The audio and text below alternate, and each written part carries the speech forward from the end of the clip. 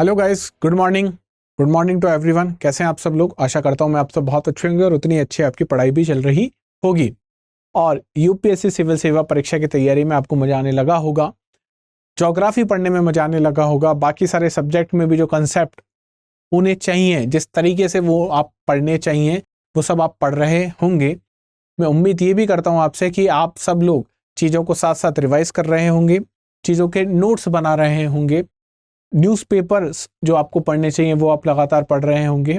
और जिस तरीके से एक विद्यार्थी सिविल सेवा परीक्षा की तैयारी करता है, उस तरीके से आप तैयारी भी आगे कर रहे होंगे। आप में से बहुत सारे विद्यार्थी थे जिन्होंने बैच 4 में फिर से वही हुआ कि सर हमारा एडमिशन नहीं हो पाया और हमको एडमिशन लेना है, चूंकि हमको 2024 का अटेम्प्ट देना है, हमारे पास बहुत ज़्यादा समय नहीं है। तो स्टडी IQ IAS हिंदी आपकी इन सब बातों को समझता है। ये आपका चैनल है, आपकी हर एक छोटी छोटी चीज़ों को ये समझता है। छोटी छोटी जितनी भी आपकी नीड्स हैं उन सबको फुलफिल कौन करता है? Study IQ IAS Hindi fulfil करता है। तो आपको देखते हुए स्टडी IQ IAS ने अपने 4 बैचों की आपने जो सफलता दी, उसके बाद अपना 5th बैच लॉन्च कर रहा है। बैच 5 लॉन्च हो रहा है और जो शुरू हो रहा है 11 मई से। 11 मई से बैच शुरू हो रहा है। इसकी समय जो रहेगा, समय क्लासेस का वो रहेगा 6 बजे से लेकर 9 बजे तक का समय रहेगा। शाम को करीब 6 से 9 बजे तक का 2.5 से 3 घंटे की इसमें आपको क्लास देखने को मिलेगी। साथ ही साथ आपको ये ध्यान रखना है कि एक फाउंडेशन बैच है जिसमें सामान्य अध्ययन का प्रारंभिक परीक्षा का सिलेबस तथा मुख्य परीक्षा का सिलेबस पूरा कवर करवाया जाएगा। इसमें टेस्ट सीरीज भी इंक्लूडेड है। आपको कोर्स की ओरिजिनल प्राइस पे नहीं करनी है 30,500 रुपये। आपको क्या पे करना है? आपको पे करना है, पहले कोड लगाना है, कोड MB लाइव, मेरा code Mukul Bharadwaj live MB live. और जैसे ही आप कोड MB लाइव लगाते हैं तो कोर्स की प्राइस जो गिर के है वो कितनी हो जाएगी? मात्र 18,999 रुपए की प्राइस में आपको क्या मिल जाएगा? कोर्स मिल जाएगा। तो अब ज्यादा लेट आपको नहीं होना है। हम लोग बात कर रहे थे जलीय भू आकृतियों के बारे में। ऐसी आकृति जो किसके कारण बनी है? जल के कारण बनी है, या मैं कहूँ बहते हुए जल के कारण बनी है। लास्ट क्लास में भी हमने देखा था कि इसको हमने क्या कहा था? इसको हमने कहा था फ्लूवियल। इसको हमने क्या कहा था? फ्लूवियल लैंडफॉर्म इसको हमने कहा था। इसको कहा जाता है फ्लूवियल लैंडफॉर्म। और कोई भी लैंडफॉर्म जो होते हैं वो 2 प्रकार से बनते हैं, या तो अपरदनात्मक या होते हैं वो निक्षेपणात्मक। अपरदनात्मक मतलब कहा जाए तो इरोजनल,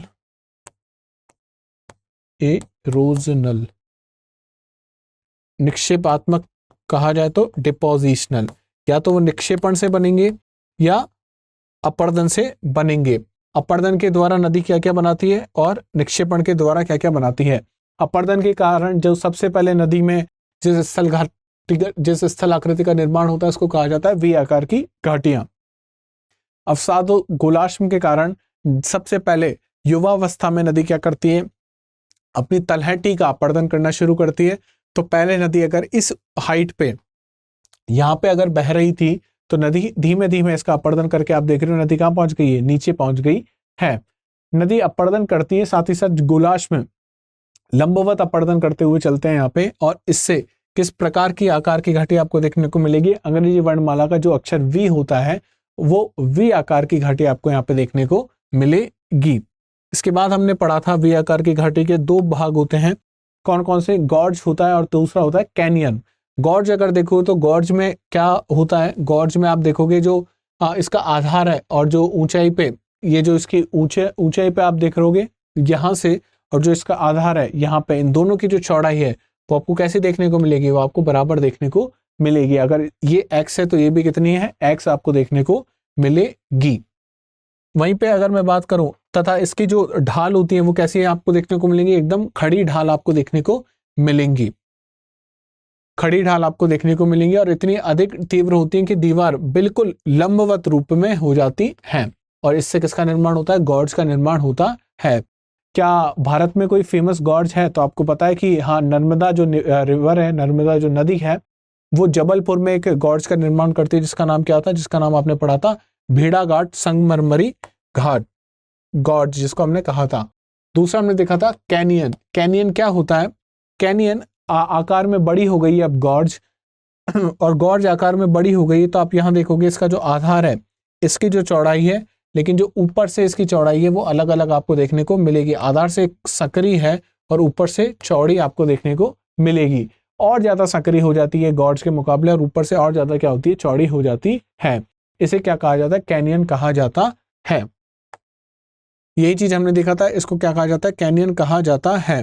तो क्या कैनियन की जो दीवारें होती हैं वो भी लंबवत होती हैं? तो हमने देखा था नहीं। क्यों? क्योंकि जो वहां पे आप चट्टाने देखने को मिलोगे, वहां पे चट्टाने एक जैसे आपको नहीं देखने को मिलती। जो कोमल चट्टान है उनका अपरदन ज्यादा होता है, जो कठोर चट्टान है उनका अपरदन कम होता है। इसलिए जो ढाल आपको देखने को मिलेंगी, या मैं कहूँ जो दीवारें आपको देखने को मिलेंगी, वो कैसी देखने को मिलेंगी, उबड़ खाबड़ आपको देखने को मिलेंगी, लंबवत देखने को नहीं मिलेंगी। इसके बाद हमने बात करी थी जलप्रपात या वाटरफॉल की, हमने बात करी थी। वाटरफॉल की जब हम बात कर रहे थे तो हमने पाया था कि जब कोमल चट्टानें जो होती है उनका अपरदन होता जाता है, और जो कठोर चट्टानें उनका अपरदन नहीं हुआ। कठोर चट्टानों से ऊपर से गुजरते हुआ पानी जब अपरदन करके अब उसने क्या किया, कोमल चट्टानों को अपरदित करके उनको नीचे कर दिया है। जब अपरदन कर दिया तो ऊपर से जब पानी गिरता है तो इसी को आप क्या कहते हो, जलप्रपात कहते हो। यहाँ पे आपको देखने को मिल रही है कठोर चट्टानें, यहाँ पे कोमल चट्टानें। तो किसका अपरदन होगा? तो आपको पता है कोमल चट्टानों का अपरदन बहुत आसानी से हो जाता है। तो क्या किया, कोमल चट्टानों का अपरदन कर दिया। और जब कोमल चट्टानों का अपरदन किया तो आप देख रहे हो कि पानी अब ऊपर से गिरने की कोशिश करेगा। ऊपर से जब पानी बहेगा तो इसी को आप क्या कहोगे, इसी को आप जलप्रपात कहोगे। क्या कहोगे? जलप्रपात। जलप्रपात इसको कहोगे। और जलप्रपात आप धीमे धीमे देखोगे जलप्रपात में क्या हो रहा है। यहाँ पे एक कल बच्चे ने इंस्टाग्राम पे पूछा था मुझसे कि सर क्या जो चट्टाने, जो कठोर चट्टाने हैं, जो हार्डर रॉक्स हैं, उनका अपरदन नहीं होता? तो बच्चा ऐसा नहीं है कि अपरदन नहीं होता, अपरदन होता है, लेकिन कम अपरदन होता है। तो क्या जलप्रपात जब होता है तब अपरदन होता है कठोर चट्टानों का? तो आप देखोगे कि पहले ये जो नॉच है, इसको नॉच, जो इसकी चौंच आपको देखने को मिल रही है, इसको अंग्रेजी में कहा जाता है नॉच, NOTCH, NOTCH। ये नॉच जो है ये पहले बहुत आगे निकला हुआ था, लेकिन आप अगर यहाँ पे देखोगे तो अब वो नॉच क्या हो गया, पीछे चला गया। वो टूट के क्या होता है, नीचे गिर जाता है या फिर अपरदित हो जाता है।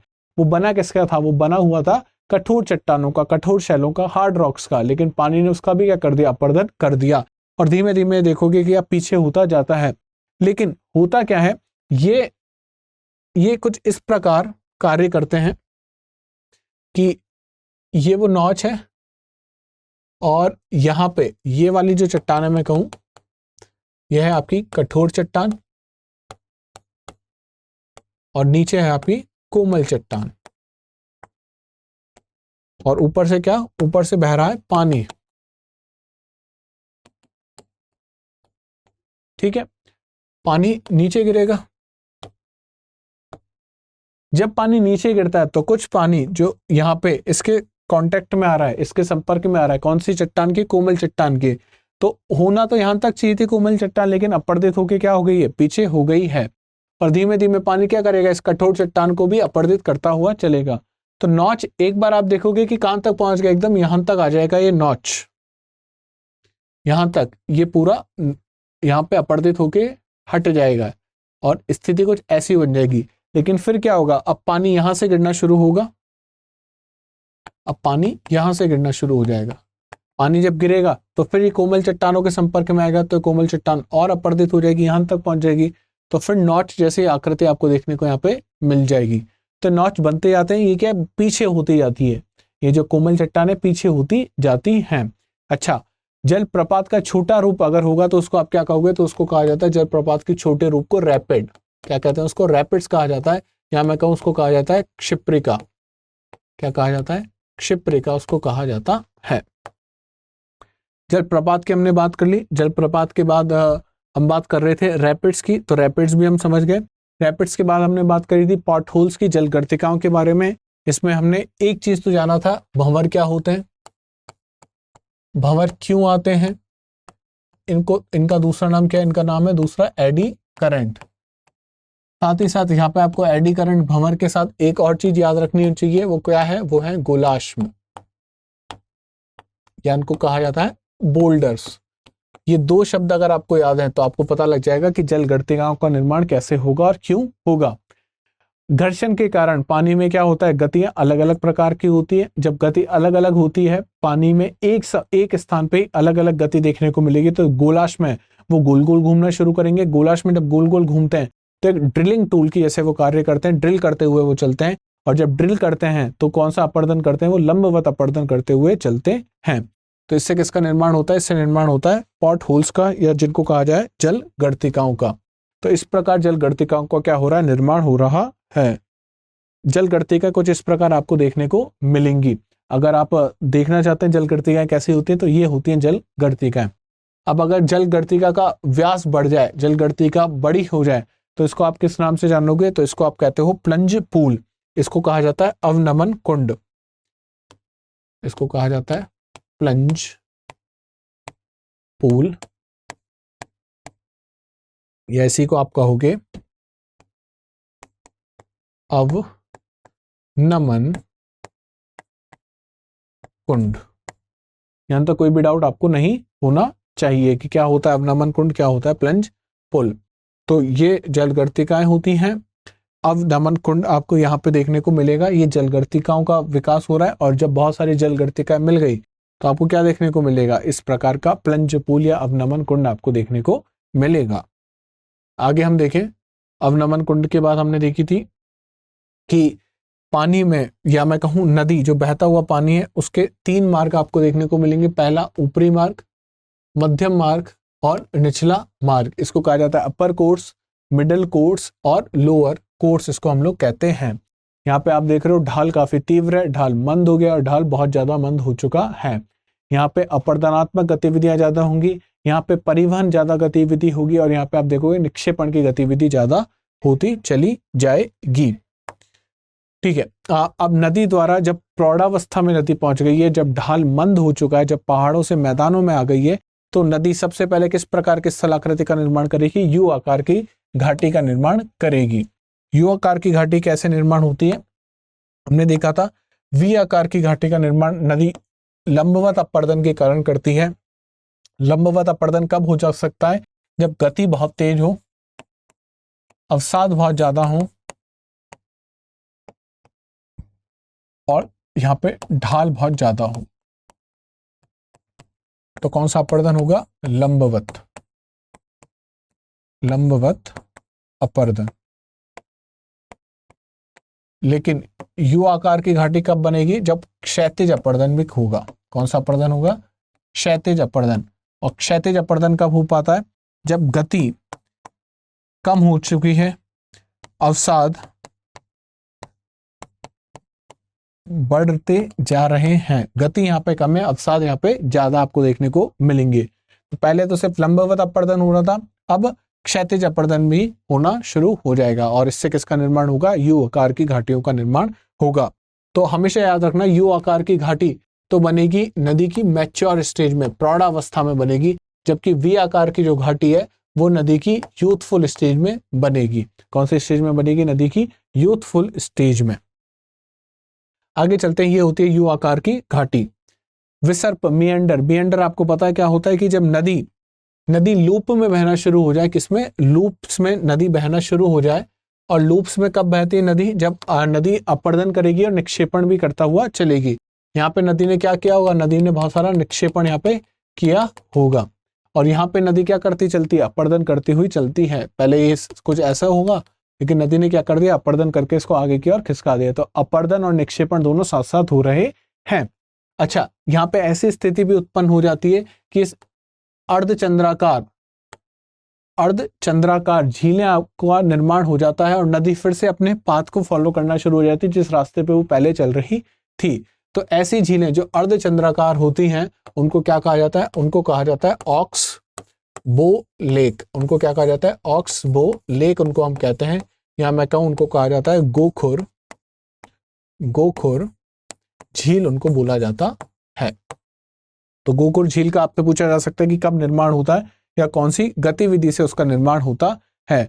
तो यहाँ पे आप देख रहे हैं मिएंडरिंग पाथ या विसर्प देख रहे हैं। इसको विसर्प और ज्यादा क्या हो रहा है, इसमें अपर्दन होता जा रहा है। अपर्दन होने के कारण ये लूप जो है ये क्या होते जा रहे हैं, करीब आते जा रहे हैं, और निक्षेपण भी होता जा रहा है। इस तरफ आप देखोगे निक्षेपण बढ़ता जा रहा है।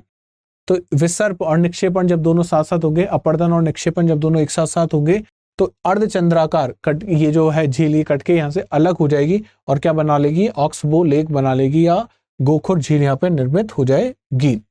उसी को क्या कहा जाता है, गोखुर झील कहा जाता है। हमने उसके बाद बात करी थी जलोढ़ पंखों की। जलोढ़ पंख क्या होते हैं, जब नदी ढाल से नीचे की ओर गिरती है तो अपने साथ बड़े बड़े जो गोलार्ध में बड़े बड़े जो अवसाद लेके आई है, अब चूंकि ढाल मंद हो चुका है तो नदी उन बड़े बड़े अवसादों को अपने साथ आगे नहीं ले जाती, तो वो उस पहाड़ के फुट हिल्स पे या पहाड़ के मैं कहूँ गिरी पद के नीचे क्या करती है, जमा कर देती है। और जमा किस आकार में करेगी, वो पंखों के आकार पे उनको जमा कर देती है। तो वो नदी द्वारा लाए गए अवसादों के पंख हैं, पंख जैसी आकृति है, तो नदी द्वारा कुछ भी लाया जाता है तो उसको आप जलोढ़ कहोगे।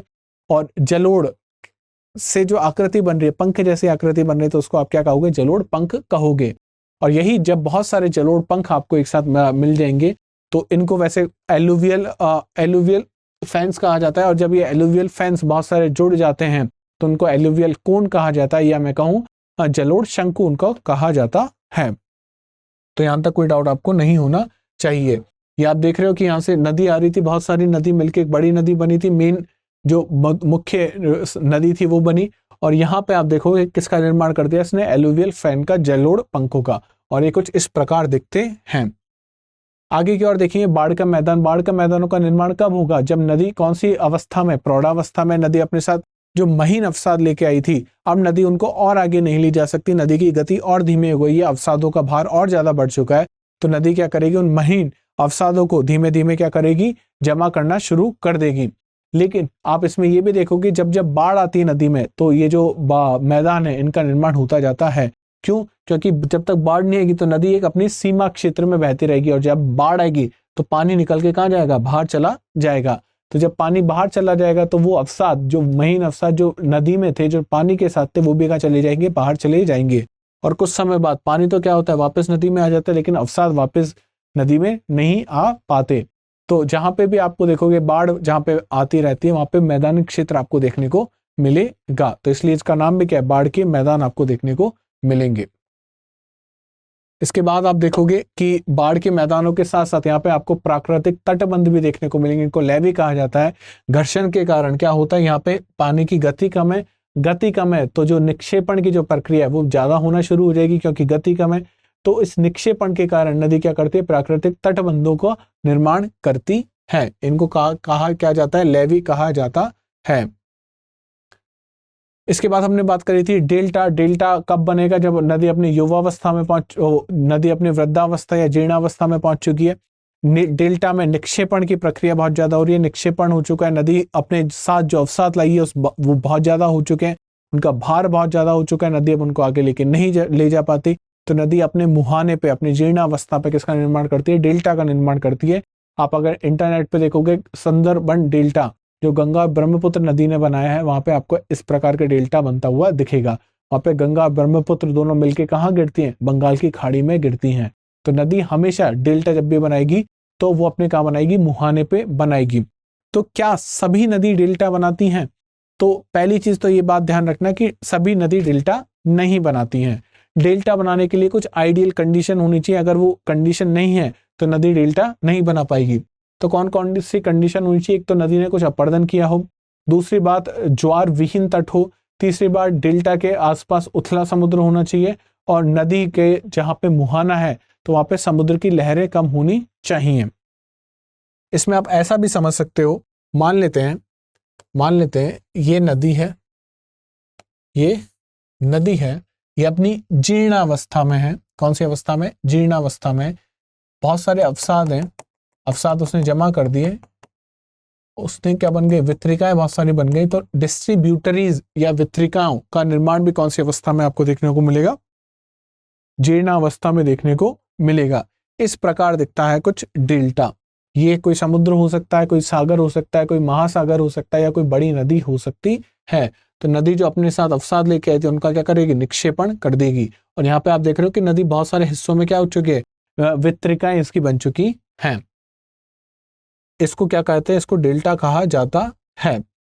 ठीक है, तो क्या सभी नदी डेल्टा बनाती है, इस पे हम लोग बात कर रहे थे। तो नहीं, सभी नदी डेल्टा नहीं बनाती। कुछ नदी क्या करती है, डेल्टा बनाती हैं, कुछ नदी क्या बनाती है, एस्चुरी बनाती हैं।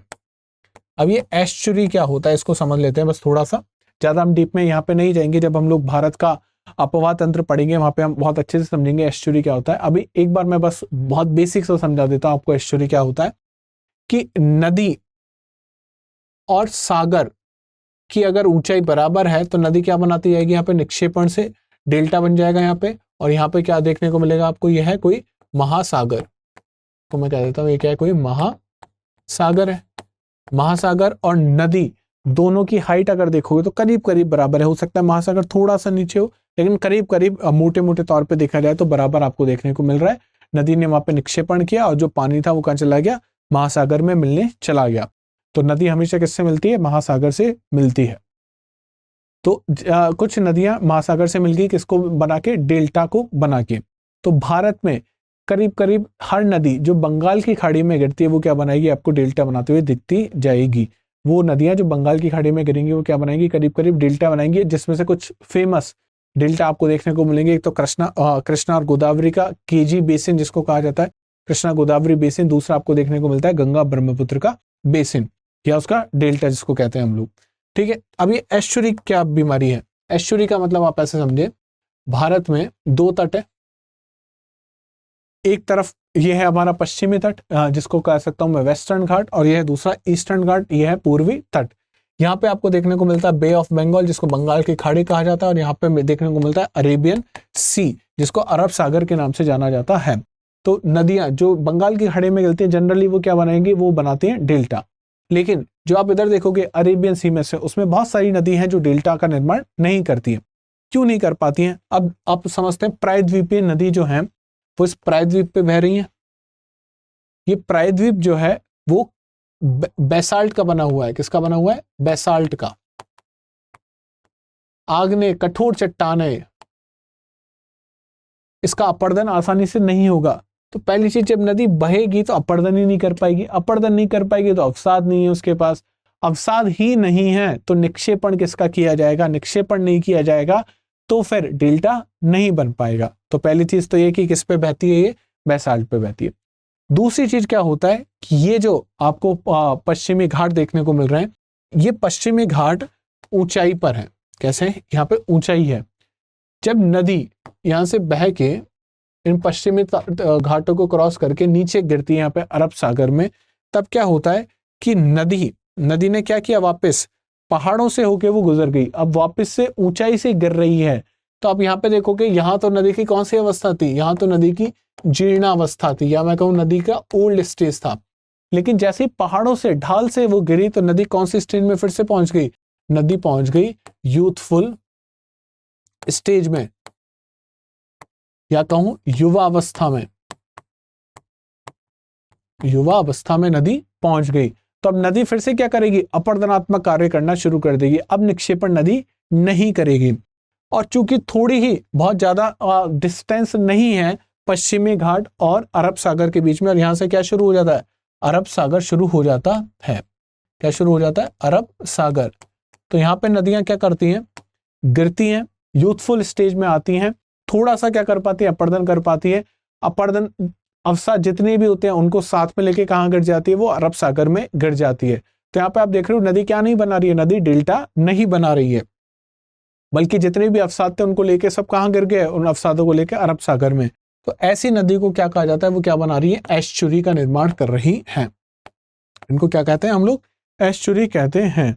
बल्कि और यहाँ पे अगर आप देखोगे तो यहाँ पे नदी क्या बनाती है, बंगाल की खाड़ी के पास नदी बनाती है, डेल्टाओं का निर्माण करती है। तो क्या डिफरेंस है एस्चुरी में, क्या डिफरेंस है डेल्टा में, आशा करता हूँ समझ में आ गया होगा। तो एक और चीज हम यहाँ से समझे कि नदी क्या करती है, नदी कई बार जीर्णावस्था से, नदी क्या करती है कई बार जीर्णावस्था से, या कहूं वृद्धावस्था से, या कहूं ओल्ड स्टेज से कहां गिर जाना चाहिए था, इसको तो सागर में गिर जाना चाहिए था, अब तो खत्म हो जाना चाहिए था, मुहाने पे पहुंच जानी चाहिए थी। लेकिन नदी कहती नहीं, मुझे बुढ़ापे में भी क्या चाहिए, जवानी चाहिए। तो नदी जीर्णावस्था, वृद्धावस्था, ओल्ड स्टेज से डायरेक्टली कहां पहुंच जाती है, अपनी युवावस्था में। कहां पहुंच गई, युवा अवस्था में। या कहूं नदी कहां पहुंच गई, यूथफुल स्टेज में। तो ऐसा कंसेप्ट जिसमें नदी कहां से पहुंचे, जीर्णावस्था से, या कहूं अपनी ओल्ड स्टेज से वापस कहां पहुंच गई, युवावस्था में पहुंच गई। इसको किस नाम से जाना जाता है, इसको कहा जाता है सरिता नवोष्मणम, या सरिता का क्या हो गया, पुनर्युवन। इसी को कहा जाता है रिवर रिजुविनेशन। रिवर रिजुविनेशन का मतलब यह है कि नदी जब युवावस्था में थी तो ढाल कैसा था, बहुत तीव्र था। जब प्रौढ़ावस्था में आई तो ढाल में कुछ कमी आपको देखने को मिली, लेकिन जब वृद्धावस्था में आई तो ढाल एकदम मंद हो चुका है। तो नदी की अपर्दनात्मक जो क्रिया है वो लगातार क्या होती जाती है, कम होती जाती है, और निक्षेपात्मक लगातार बढ़ती जाती है। लेकिन किसी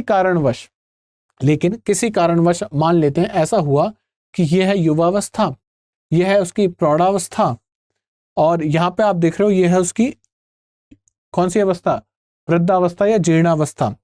इसके बाद नदी क्या हुई, नीचे गिरी। कोई पहाड़ है यहाँ पे, कोई पर्वत है, और उसके सारे नदी क्या हुई, नीचे गिरी। तो यहाँ पे आप देखोगे ढाल क्या है, बहुत तीव्र ढाल हो चुका है यहाँ पे। तो नदी फिर से कौन सी अवस्था में पहुंच गई, युवावस्था में पहुंच गई। कौन सी अवस्था से, जीर्णावस्था से, अपनी वृद्धावस्था से। तो ऐसा जब होता है, जीर्णावस्था से वापस कहां पहुंच गई, युवावस्था से। यहाँ पे कौन सी क्रिया कर रही थी नदी, निक्षेपण की क्रिया कर रही थी, सबसे ज्यादा निक्षेपण हो रहा था यहाँ पे तो नदी अपने जो अवसादों के भार है उसको भी लेके आगे नहीं जा पा रही थी। लेकिन जैसे ही नदी में क्या हुआ, नदी वापस से युवावस्था में पहुंची, तो यहाँ पे कौन सी क्रिया होना शुरू हो जाएगी, फिर से अपर्दन की क्रिया शुरू हो जाएगी। तो इस चीज को कहा जाता है सरिता पुनर्युवन, या इसी को कहा जाता है रिवर रिजुविनेशन। अब इसमें अगर आप देखोगे तो बेसिकली हुआ यह है कि पहले आधार नदी का तल ऊंचाई पे था, अब नदी का तल कहां पहुंच गया, नीचे हो गया है। तो आधार में क्या हुआ, परिवर्तन हुआ है। पहले ऊपर था, अब कहां पहुंच चुका है, नीचे पहुंच चुका है। परिभाषा इसकी देख लेते हैं। आधार तल में परिवर्तन के कारण नदियों में पुनर्युवन हो जाता है। आधार तल का यह परिवर्तन समुद्र तल में हास क्या होता है, कई बार इसको ऐसे भी समझते हैं हम लोग कि मान लेते हैं ये वो प्लेन हिस्सा है जहां पे क्या बह रही थी, नदी बह रही थी।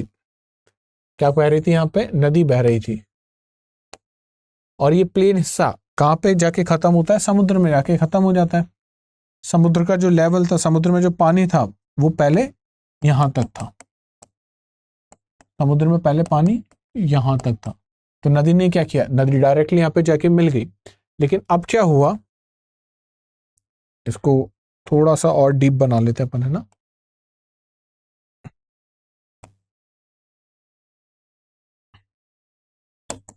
ये समुद्र का पानी हो गया। अब क्या हुआ, ये वो हिस्सा, यहां पे समुद्र का पानी पहले यहां तक था, अब यहां पे आप देखना समुद्र का पानी कम हो गया, समुद्र का पानी कम हो गया। अब नदी अपनी आखिरी अवस्था में, जीर्णावस्था में नदी है, नदी बह रही है। यहाँ पे नदी जीर्णावस्था में थी, लेकिन नदी अब जब गिरेगी, जब नदी गिरेगी तो ढाल कैसा हो चुका है, बहुत तीव्र हो चुका है। तो तीव्र होने के कारण नदी कौन सी अवस्था में पहुंच जाएगी, फिर से युवा अवस्था में पहुंच जाएगी। तो आधार तल में क्या हुआ, परिवर्तन हुआ। और वो कब हो सकता है, पहला केस हो सकता है फॉल इन सी लेवल, जिसको कहा जाता है समुद्र तल का क्या हो गया, हास हो चुका है। दूसरा, स्थल खंड का उत्थान हो चुका है। स्थल खंड का उत्थान हम देख चुके हैं, यहाँ पे क्या हुआ, स्थल खंड का उत्थान हुआ है। हमने देखा था कि नदी अपने युवावस्था के बाद प्रौढ़ावस्था, प्रौढ़ावस्था के बाद जीर्ण अवस्था से कहीं गिर जाती है। यहाँ पे क्या बन गया, स्थल जो है वो क्या हो गया, ऊपर हो चुका है किसी कारणवश। तो स्थल का क्या हो चुका है, उत्थान हो चुका है। इसके कारण क्या हो जाता है, पुनर्युवन हो जाता है। तो पुनर्युवन अगर नदी को करना है, क्या करना है, नदी को पुनर्युवन, या मैं कहूं रिवर को क्या करना है, रिजुविनेशन, रिजुविनेशन। तो एक कभी पॉसिबल है, इसके लिए दो केस हो सकते हैं, बस दो केस। कौन कौन से हो सकते हैं, पहला तो यह है कि जो समुद्र तल है, कौन सा तल, समुद्र का जो तल है, समुद्र का, या फिर मैं कहूं समुद्र जल जो है, समुद्र का जो जल है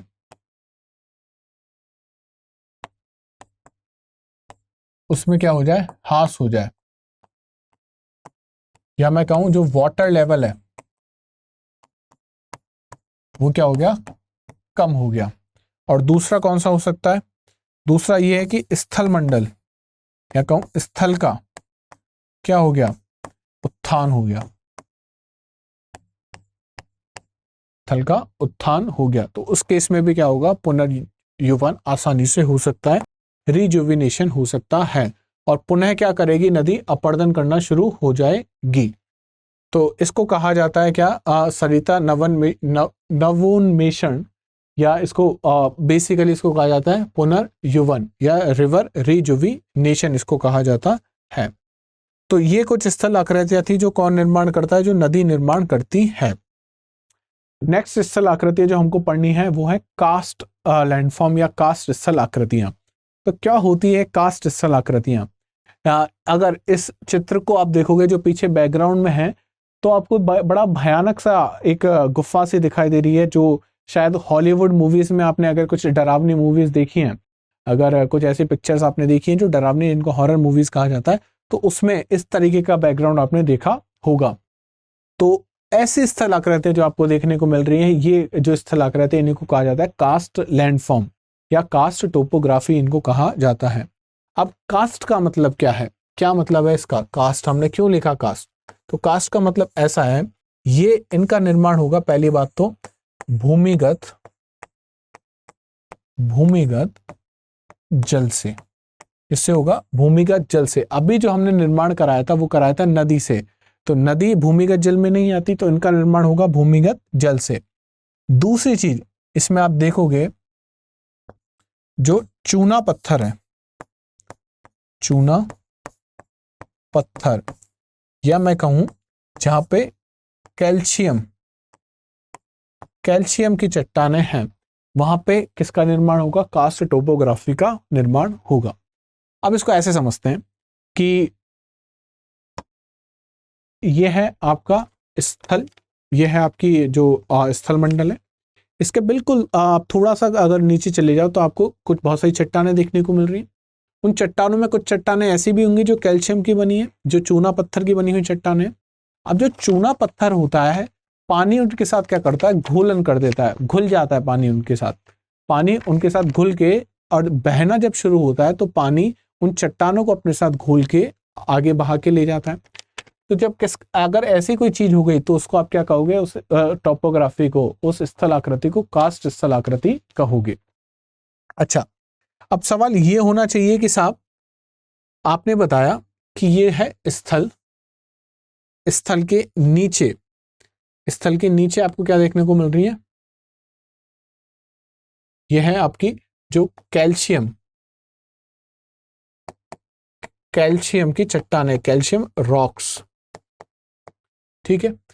बारिश जो हुई, या मैं कहूं जो पानी गिरा होगा, वो कहां गिरा होगा, स्थल पे गिरा होगा। अच्छा, जब पानी स्थल पे गिरता है तो हमें पता है कि स्थल एकदम पैक तो है नहीं, जैसे मार्बल, जो मार्बल में भी आप देखोगे कि पानी रिस रिस के नीचे जाता है। आपने कुछ ऐसा तो नहीं कर रखा कि लेमिनेशन कर रहा हो इसके ऊपर, कि पानी जो ऊपर गिरेगा वो उसमें से कुछ भी नीचे नहीं जाएगा। तो हमें पता है पानी रिस रिस के कहां चला जाता है, नीचे चला जाता है। तो यहाँ पे भी पानी आप देखोगे कहां पहुंच गया, इस चूना पत्थर की चट्टान पे पहुंच गया। अब जैसे ये पानी और ये चूना पत्थर की चट्टान मिलेगी तो क्या कौन सी प्रक्रिया शुरू हो जाएगी, तो आप यहां देखोगे घोलन शुरू हो जाएगा। क्या शुरू हो जाएगा, घोलन।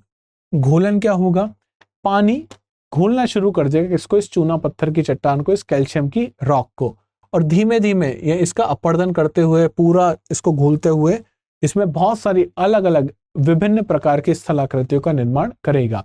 उसमें से फिर से हमें पता है कि जब भी स्थल आकृति का निर्माण होगा, जब भी स्थल आकृति का निर्माण होगा तो वो दो प्रकार से हो सकता है, या तो वो होंगी अपरदन से, या वो होंगी निक्षेपण से। अपरदनात्मक और निक्षेपणात्मक आकृतियां। तो यही यहाँ पे भी जब पानी होगा वो घोलन शुरू करेगा तो उसमें कुछ अपरदन करेगा वो, और कुछ निक्षेपण करता हुआ आगे बढ़ेगा।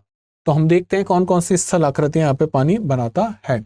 तो आप अगर देखोगे यहाँ पे पानी गिरा, पानी गिरने के बाद पानी रिस रिस के कहाँ जा रहा है, नीचे की ओर जा रहा है। यहाँ से भी पानी आप देखोगे नीचे की ओर जा रहा है और इतनी सारी जो जमीन के नीचे स्थलाकृति का निर्माण हो रहा है, ये स्थलाकृतियां इतनी बड़ी होती हैं कि इसमें आप देखोगे पुराने बहुत सारे शहर आपको देखने को मिलेंगे पृथ्वी के नीचे। आप अगर सर्च करोगे तो अगर आप विश्व का इतिहास पढ़ोगे और विश्व के इतिहास में आप यूरोप के इतिहास को कभी पढ़ना चाहो तो उसमें आप देखोगे जब जीसस क्राइस्ट पैदा हुए थे, उनकी मृत्यु होने के बाद वो लोग जो जीसस क्राइस्ट को मानते थे वो लोग छुप छुप के कहाँ रहना शुरू कर दिया था उन्होंने, ऐसी स्थलाकृतियों में। ऐसी बहुत सारी गुफाएं आपको देखने को मिलेंगी, वहां पे वो लोग रहते थे और वहां से धीमे धीमे क्रिश्चियनिटी को उन्होंने बचाए रखा, क्रिश्चियनिटी को उन्होंने फैलाना शुरू करा। तो इस इतनी बड़ी बड़ी स्थलाकृतियां होती हैं ये। यहाँ पे आपको गुफाएं देखने को मिलेंगी, यहाँ पे आपको स्तंभ देखने को मिलेंगे, यहाँ पे आपको स्टेलेग्माइट स्टेलेक्टाइट देखने को मिलेंगे, यहाँ पे आपको बहुत सारे रंध्र देखने को मिलेंगे। वो सब क्या होते हैं वो हम आगे देखते हैं। तो ये कहाँ मिलेंगे आपको, ये सब होती है अंडरग्राउंड। इसीलिए कौन सा पानी इसका निर्माण करता है, भूमिगत पानी इसके लिए चाहिए। ये सरफेस वाटर से निर्माण नहीं होगा, भूमिगत पानी से इसका क्या होगा, निर्माण होगा।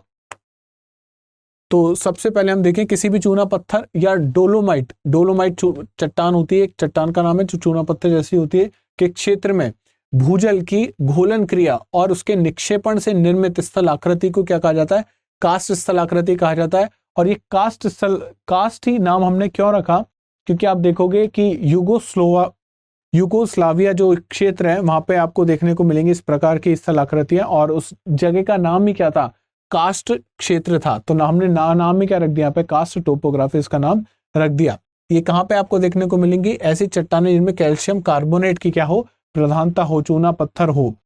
तो वहां पे आपको ये बहुत आसानी से क्या देखने को मिल जाएगी, कास्ट टोपोग्राफी देखने को मिल जाएगी। लेकिन क्या सिर्फ कैल्शियम कार्बोनेट से काम चल जाएगा, तो हमें पता नहीं। कैल्शियम कार्बोनेट के अलावा आपको पानी भी चाहिए, और कैसा पानी, भूमिगत पानी भी चाहिए। तो यहाँ पे भौम जल या भूमि वाला जल, इन दोनों के बीच में क्या होगी, एक रासायनिक क्रिया होगी, और रासायनिक क्रिया के कारण घोली घर्षण होगा, या मैं कहूँ घोलन होगा, और घोलन के द्वारा क्या बनेगी, आपको कास्ट टोपोग्राफी या कास्ट स्थलाकृति का निर्माण दिखते हुए मिलेगा। सबसे पहले समझते हैं कि अपरदन से कौन कौन सी स्थलाकृतियां बनेंगी। देखो, इसमें बिल्कुल डरने की बात नहीं है ना कि अपरदन से क्या बनेगा, निक्षेपण से क्या बनेगा। बहुत सिंपल सी चीज है कास्ट टोपोग्राफी की। ये है, मान लेते हैं यहाँ पे पानी गिरा, ऊपर से पानी आया, और ये पानी अब नीचे की ओर रिस रिस के जाना शुरू हो रहा है। और नीचे जब ये जा रहा है तो नीचे आप देखोगे यहाँ पे ये चट्टान जो आपको दिख रही है सफेद सफेद, ये कौन सी चट्टान है, कैल्शियम कार्बोनेट की चट्टान है, चूना पत्थर की चट्टान आपको देखने को मिलेगी। अब चूना पत्थर की चट्टान पे क्या हुआ, पानी की बूंद गिरी, पानी की बूंद गिरी, लगातार पानी एक ही जगह पे गिरता जा रहा है। जब पानी गिरता जाएगा तो ये क्या होगा, छिद्र होना शुरू हो जाएगा, वहां से घुलना शुरू हो जाएगा। तो वो छिद्र जो सबसे पहले बना, जो आकार में सबसे छोटा होगा, उसको आप क्या कहोगे, उसको आप कहोगे घोल रंध्र। क्या कहोगे, घोल रंध्र। धीमे धीमे और पानी आ रहा है, घोल रंध्र आकार में बड़ा होता जाएगा। गोल रंध्र आकार में बड़ा हुआ तो क्या बन गया, विलियन रंध्र। अब फिर से विलियन रंध्र है, ये और बड़ा हो गया। पहले घोल रंध्र, फिर विलियन रंध्र, और फिर विलियन रंध्र के बाद जब और बड़ा हो गया तो उसको आप क्या कहोगे, उसी को आप कहोगे डोलाइन। अब ऐसे बहुत सारे डोलाइन एक साथ मिल गए। मान लीजिए यहाँ पे एक डोलाइन बना, यहाँ पे डोलाइन, यहाँ पे डोलाइन, और ये डोलाइन सब बड़े होके एक बहुत बड़ा रंध्र सा उन्होंने बना लिया। उसी को आप क्या कहोगे, उसी को आप युवाला कहोगे। तो कुछ भी नहीं है, बस आकार बदलते बदलते जाएंगे। सबसे पहले घोल रंध्र, विलियन रंध्र, डोलाइन, युवाला, आकार बड़े करते जाओ, नाम बदलते जाएंगे। डेफिनेशन देख लेते हैं। चूना पत्थर क्षेत्र में विकसित छोटे छोटे छिद्रों या सतह पर विकसित गर्तों को घोल रंध्र कहा जाता है। सबसे पहले घोल रंध्र बने। घोल रंध्र की गहराई कुछ फीट से लेकर 100 मीटर तक हो सकती है। सतह के नीचे निर्मित रिक्त स्थान के कारण, सतह के कुछ भाग के नीचे धंस जाने के कारण निर्मित विलियन रंध्र को ध्वस्त रंध्र भी कहा जाता है, कोलैप्स सिंक होल कहा जाता है। अब हुआ क्या, यहाँ पे लगातार पानी गिर रहा था, तो यहाँ पे क्या हुआ, रंध्र का निर्माण हो गया। अब ये रंध्र का जब निर्माण होगा तो इसके ऊपर भी तो कुछ है, इसके ऊपर जमीन है जहां से पानी रिस रिस के नीचे आ रहा है। जब यहाँ पे रंध्र का निर्माण हो गया, घुलने की प्रक्रिया शुरू हो गई, तो ये जो कैल्शियम की चट्टान है, ये इसका तो क्या होगा, घुल के ये आगे चली गई पानी के साथ बह के, लेकिन ये हिस्सा जो इस पे टिका हुआ था अब क्या होगा, नीचे की ओर गिर जाएगा, कोलैप्स हो जाएगा। तो इसी को हम लोग क्या कहते हैं, विलियन रंध्र कहते हैं, आकार में थोड़ा बड़ा होता है, या इसी को कोलैप्सिंग सिंक होल कहा जाता है, या ध्वस्त रंध्र इसको कहा जाता है। तो कोई डाउट नहीं है यहाँ पे, बस आकार बदलते जा रहे हैं। ये आप देख रहे हो, ये है आपका सिंक होल, ये कौन सा है आपका सिंक होल, छोटा सिंक होल के बाद आप देख रहे हो बढ़ता जाएगा, डोलाइन हो गया, डोलाइन के बाद उवाला हो गया, और उवाला में और अगर उवाला बड़े हो गए तो इनको कहा जाता है पोलजे। क्या कहते हैं इनको, पोलजे कहा जाता है। बस नाम बदलता जाना और कुछ नहीं करना है। चूना पत्थर चट्टानों के तल पर लगातार घोलन क्रिया द्वारा छोटे मध्यम आकार के घोल गर्तों का निर्माण हो जाता है। इनके आकार में वृद्धि होती रहती है तथा ये आपस में मिल जाते हैं, जिससे किसका निर्माण हो गया, विलियन रंध्र का। स्वैलो होल या विलियन रंध्र का निर्माण किससे हुआ है, हम सबसे पहले हमने क्या पढ़ा था, घोल रंध्रों से। इसके बाद आप देखोगे घोलीकरण की प्रक्रिया ज्यादा जारी रही है आगे, और अब क्या हो रहा है, जो विलियन रंध्र है ये बढ़ के क्या बन चुके हैं, अब डोलाइन बढ़ गए, और ये डोलाइन लगातार अगर बढ़ते रहेंगे तो ये क्या बन जाएंगे, युवाला बन जाएंगे। तो बिल्कुल बहुत सिंपल सी चीज है, बस नाम याद रखने हैं। सबसे पहले घोल रंध्र, विलियन रंध्र, डोलाइन और युवाला। और युवाला सभी बड़ा अगर हो जाता है तो वैसे तो वो जीएस में काम में नहीं आता, लेकिन फिर भी हमने चित्र में देख लिया तो बता ही दिया जाता है यहाँ पे, उसको कहा जाता है पोलजे। क्या कहते हैं उसको, पोलजे। यह है घोल रंध्र, यह है विलियन रंध्र, यह है डोलाइन, यह है युवाला, और यह है पोलजे। क्या है, सिर्फ आकार में इनका अंतर होता जाता है, आकार में परिवर्तित होते जाते हैं। यहाँ पे आपको दिख रहा होगा, यह है डोलाइन, यह है पोलजे, यह उवाला, ये कुछ आकृति आपको देखने को मिल रही हैं। ये किससे हो रही हैं, ये अपर्दन के कारण हो रही हैं। पानी लगातार गिर रहा है, पानी चूना पत्थर कैल्शियम कार्बोनेट की रॉक पे लगातार गिर रहा है, पानी इसको क्या करेगा, घोलना शुरू कर देगा, और घोलन के कारण इसका अपर्दन शुरू हो जाएगा। हमने पढ़ा था अपर्दन, रासायनिक अपर्दन जो होता है घोलन के कारण होता है। तो उस अपर्दन के कारण कौन कौन से स्थल आकृतियों का निर्माण हो रहा है, इस तरीके से सवाल आपसे पूछा जा सकता है। तो यहां तक मैं आशा करता हूं कि कोई डाउट नहीं होगा, सिर्फ नाम आपको पता होना चाहिए। कंदराएं, केव्स। अब आप सोचिए कि लगातार क्या कर रहा है, पानी अपर्दन करता जा रहा है घोलन के कारण। पानी ने बहुत बड़े क्षेत्र का अपर्दन कर दिया। पानी ने क्या किया, इसको ऐसे समझे, पानी ने क्या किया, कैल्शियम की चट्टान थी कोई बहुत बड़ी, इसके ऊपर लगातार पानी गिरता रहा, पहले आकार में छोटा, फिर बड़ा, और बड़ा होता गया, और बड़ा होता गया, और इसने कुछ इस प्रकार की स्थलाकृति बना दी। इस प्रकार की स्थलाकृति मतलब अब इसके अंदर कुछ भी नहीं बचा, कहीं कहीं पे बस छत बची होंगी जहां से पानी नहीं आ पाया, बाकी इस प्रकार की कोई स्थलाकृति इसने इस चट्टान के अंदर बना दी। तो ये क्या बन गई, एक गुफा जैसी आकृति बन गई, एक केव जैसी आकृति बन गई। इसी को क्या कहते हैं, इन्हीं को कंदराएं कहा जाता है। क्या कहा जाता है, कंदराएं कहा जाएगा, या इन्हीं को गुफा आप कह सकते हो। कंदराएं या इनको केव्स कहा जाता है। ऐसे प्रदेश जहाँ चट्टानों में एकांतर संस्तरों पर क्या होता है, बीच में अगर चूना पत्थर व डोलोमाइट चट्टानें आ जाएं तो कंदराओं का निर्माण हो जाता है। क्यों हो जाता है, क्योंकि पानी रिस रिस के कहाँ पहुंच रहा है, नीचे पहुंचता जाता है। तो कोई ज्यादा दिक्कत नहीं है, बस आप इसको ऐसे समझ सकते हो कि गोल रंध्र बहुत छोटा था और कंदराएं बड़ी होके, गोल रंध्र बड़े होके क्या निर्माण कर लेंगे, कंदराओं का निर्माण कर लेंगे, या केव्स का निर्माण कर लेंगे। यहाँ पे आप देख रहे हो ये जो निर्मित हो रही है बीच बीच में, यहाँ पे ये जो बड़ी बड़ी आपको देखने को मिल रही है, ये सब क्या है, ये सब है वो केव्स। धीमे धीमे पानी ने क्या किया, अपर्दन करना शुरू कर दिया, पानी रिस रिस के नीचे आ रहा था। अच्छा, अगर मान लीजिए पूरी ही जो चट्टान है वो कैल्शियम की होती, या पूरी चट्टान डोलोमाइट की होती, तो क्या होता, पूरी जगह अपर्दन शुरू हो जाता। लेकिन जब हम पढ़ते हैं कि जो चट्टानें होती हैं उसमें सिर्फ एक खनिज मिलना बड़ा मुश्किल होता है, वो जिसमें बहुत सारे खनिज होते हैं। तो ऐसा कैल्शियम की चट्टान में भी नहीं होगा कि सिर्फ कैल्शियम कार्बोनेट प्रेजेंट हो। कैल्शियम कार्बोनेट के अलावा भी बहुत सारी चीजें यहाँ पे हो सकती हैं। तो जहाँ पे कैल्शियम कार्बोनेट नहीं होगा, उसके अलावा कुछ होगा, तो उसका अपर्दन नहीं होगा। बाकी कैल्शियम जहाँ जहाँ पे होगा कैल्शियम कार्बोनेट, उसका आसानी से अपर्दन होता जाएगा, और उससे किसका निर्माण हो जाएगा, केव्स का निर्माण हो जाएगा। अगर सिर्फ कैल्शियम कार्बोनेट होता तो पूरी की पूरी जो चट्टान है वो क्या चली जाती, घुल के पानी के साथ आगे चली जाती। तो ये है कुछ चट्टानें आपको देखने को मिल रही है। वो चट्टानें क्या, गुफाएं, केव्स जिनको हम लोग कहेंगे। और एक यहाँ पे पहले क्या रही होगी, कैल्शियम की चट्टान। यहाँ पे कैल्शियम की चट्टान नहीं थी तो ये बचा रहा। इसमें अंधी घाटी या ब्लाइंड वैली का भी निर्माण होता है। ब्लाइंड वैली का मतलब क्या है, ऐसे समझें कि मान लीजिए यहाँ पे नदी बह रही थी, नदी बह रही थी और यहाँ पे कोई कैल्शियम की क्या हो गई, कैल्शियम का रंध्र आ गया। मान लेते हैं यहाँ पे घोल रंध्र आ गया या विलयन रंध्र आ गया। यहां से क्या हुआ, पानी कहाँ चला गया, पानी नीचे पाताल में चला गया और अब नदी यहाँ पे बह रही है। और नदी आगे बहनी चाहिए थी भाई, नदी की तो इसी प्रकार आगे बहते हुए आना चाहिए था, लेकिन नदी कहाँ चली गई, नीचे की ओर चली गई। तो इस प्रकार जो स्थल आकृति का निर्माण होता है इसको क्या कहा जाता है, अंधी घाटी कहा जाता है। इसको ब्लाइंड वैली आप कहोगे। यहाँ पे पानी आपको देखने को नहीं मिलेगा, पानी यहाँ पे नीचे की ओर कहीं बह रहा होगा। और पानी जब इस प्रकार बह रहा होगा तो आप समझिए कि जो जो कैल्शियम कार्बोनेट के यहाँ पे चट्टान है वो लगातार घुल के आगे जाती जाएंगी पानी के साथ, और पानी यहाँ पे और भी बहुत सारी स्थल आकृतियों का निर्माण करता हुआ जाएगा।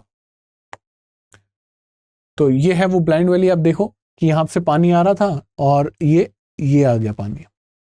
तो ये क्या, कौन सी घाटी बन गई, अंधी घाटी या ब्लाइंड वैली इसको कहा जाता है।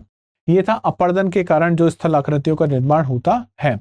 कल हम लोग जब मिलेंगे तब हम पढ़ेंगे कि कास्ट स्थल आकृतियों में जो निक्षेपणात्मक स्थल आकृति होती है वो कौन कौन सी होती हैं।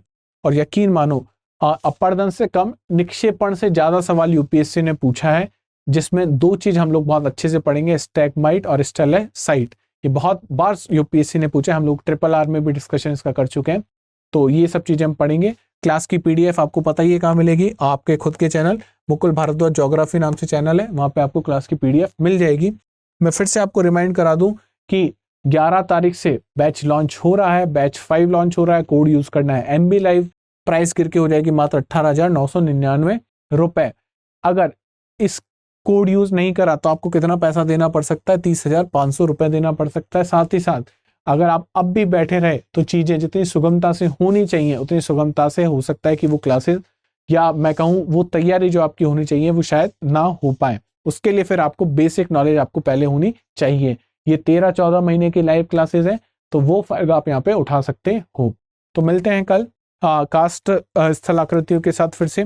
तब तक आपको क्या करना है, आपको चीजें रिवाइज करनी है, चीजों के नोट्स बनाते हुए चलना है, शॉर्ट नोट्स आपके पास होने चाहिए, डायग्राम्स आपके पास होनी है, आपको स्वस्थ रहना है और सेशन को लाइक करना है, शेयर कर देना है अपने जितने ग्रुप्स में आप लोग ऐड हो, तथा चैनल को सब्सक्राइब कर देना है। Thank you. जय हिंद, जय भारत।